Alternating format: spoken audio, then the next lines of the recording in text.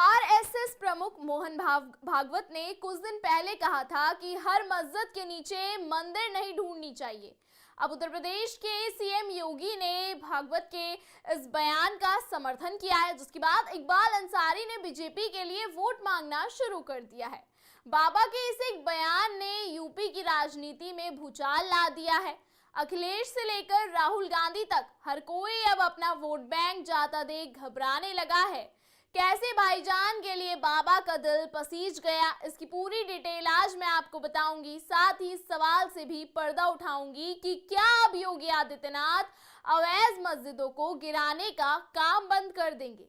लेकिन उससे पहले आप सभी से निवेदन रहेगा कि आप आयन भारत को सब्सक्राइब जरूर करें। नमस्कार, स्वागत है आप सबका आयन भारत पर। मैं हूं आपके साथ तनीषा भारद्वाज। बाबरी मस्जिद विवाद के पक्षकार रहे इकबाल अंसारी ने बीजेपी के पक्ष में वोट की अपील कर सबको चौंका दिया है। अयोध्या की मिल्कीपुर सीट पर उपचुनाव होने जा रहे हैं, जिसके लिए बीजेपी और समाजवादी पार्टी दोनों ने अपनी कमर कस रखी है। इसी चुनाव के प्रचार के दौरान बाबरी मस्जिद के पक्षकार रहे इकबाल अंसारी ने एक वीडियो जारी कर मुख्यमंत्री योगी आदित्यनाथ और बीजेपी के पक्ष में वोट करने की अपील कर सभी को चौंका दिया है। और वीडियो में इकबाल अंसारी अयोध्या में हुए विकास के लिए पीएम मोदी और सीएम योगी की जमकर तारीफ कर रहे हैं। इकबाल अंसारी ने कहा कि मुख्यमंत्री योगी की देन है कि आज अयोध्या संवर रही है। लोग अयोध्या को देखें और मिल्कीपुर में योगी का ख्याल रखें। योगी ने पूरी अयोध्या को बनाया है, चाहे सड़क हो, कुंड हो, पार्क हो या वन्य हो, सारी चीजों को दुरुस्त किया है। इसलिए चुनाव में योगी का ख्याल रखें, यह मेरी दुआ है। इकबाल अंसारी के इन शब्दों ने उन्हीं के समाज के लोगों को चौंका दिया है, क्योंकि सबने अयोध्या में राम मंदिर को बार बार टारगेट किया है। और इकबाल अंसारी का सीएम योगी को खुला समर्थन योगीराज की मजबूती दिखाता है। इकबाल ने कहा कि अल्लाह से मेरी दुआ जीतेगी, बीजेपी खिलेगा फूल। बाबरी मस्जिद के पक्षकार रहे इकबाल अंसारी ने मिल्कीपुर विधानसभा उपचुनाव में भाजपा को फतेह होने की दुआ दी। उन्होंने कहा कि मैंने लोकसभा चुनाव में भी दुआ मांगी थी, अल्लाह ने मेरी सुनी और पीएम मोदी बने। और इससे पहले भी इकबाल अंसारी ने अयोध्या मंदिर के काफिले में पीएम मोदी पर फूल बरसाकर सबके निशाने पर आ गए थे और राम मंदिर की प्राण प्रतिष्ठा में शामिल होकर ये साबित कर दिया था कि एक पूरा विशेष समुदाय एक तरफ और इकबाल अंसारी एक तरफ। जहां पूरे विशेष समुदाय ने प्राण प्रतिष्ठा से नाराजगी जताई, वहीं इकबाल अंसारी सबके सामने भगवान के आगे शीश झुकाने को भी हिम्मत रखते हैं। और सीएम योगी के चर्चे सिर्फ यहीं तक सीमित नहीं है, उनके कुछ और बयानों ने विशेष समुदाय में खौफ पैदा कर दिया है। जब उत्तर प्रदेश के विभाजन के बारे में योगी आदित्यनाथ से पूछा तो उन्होंने इसको सिरे से खारिज किया है। और सीएम योगी ने बोला है कि यूपी की ताकत उसकी पहचान है और सम्मान है और उसकी एकता में ही निहित है। यूपी अपने आप में यूपी है, यही इसकी क्षमता है। मुझे लगता है कि उत्तर प्रदेश को एकजुट रहकर ही अपने लक्ष्य को प्राप्त करना चाहिए। मुझे भी लगता है कि यही सही ताकत है, पहचान और सम्मान निहित है।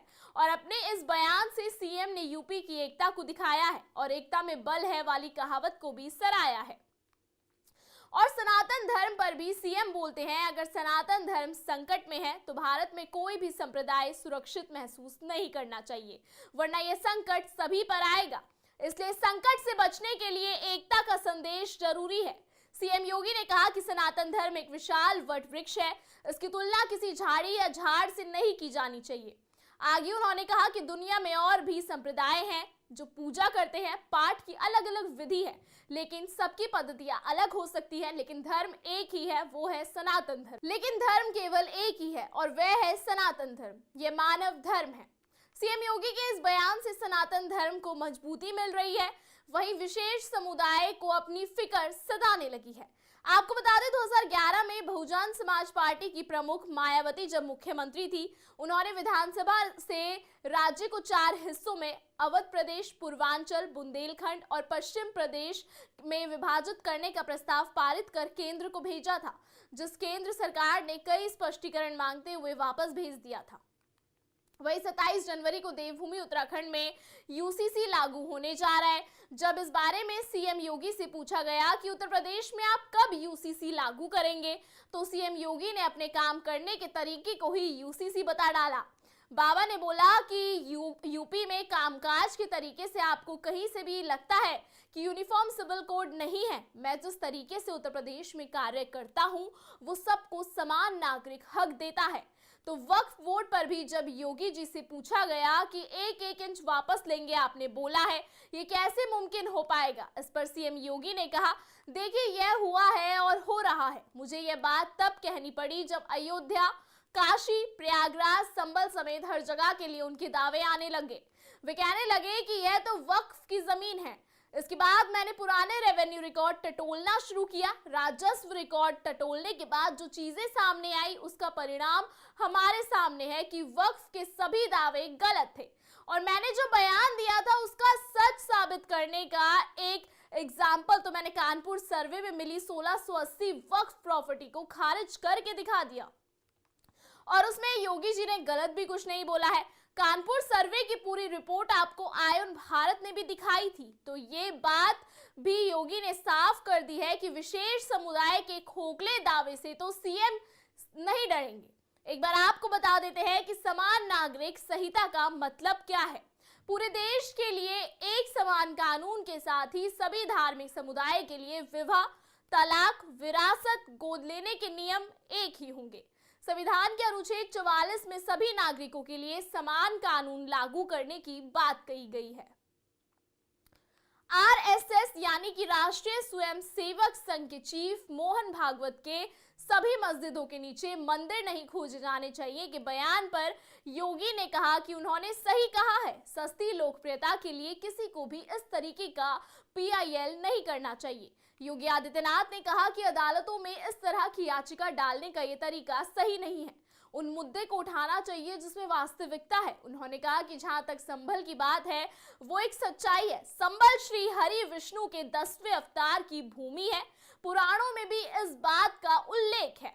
उनके इस बयान से ये साफ दिखता है कि सिर्फ वास्तविकता के लिए ही सवाल उठाए, किसी पब्लिसिटी स्टंट के लिए नहीं।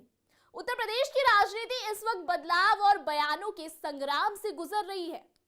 मायावती के राज्य विभाजन के प्रस्ताव से लेकर समान नागरिक संहिता पर मुख्यमंत्री योगी के संकेत और बाबरी मस्जिद के पक्षकार रहे इकबाल अंसारी की बीजेपी को समर्थन की अपील, हर बयान ने सियासी माहौल को गरमा दिया है। ये मुद्दे न केवल चुनावी समीकरणों को बदलने का दम रखते हैं बल्कि राज्य की दिशा और दशा को भी तय करेंगे। अब देखना होगा कि इन घटनाओं का असर जनता के फैसलों पर कितना गहरा होगा। सियासत के हर नए मोड़ और बड़ी खबरों के लिए बने रहिए आयन भारत के साथ।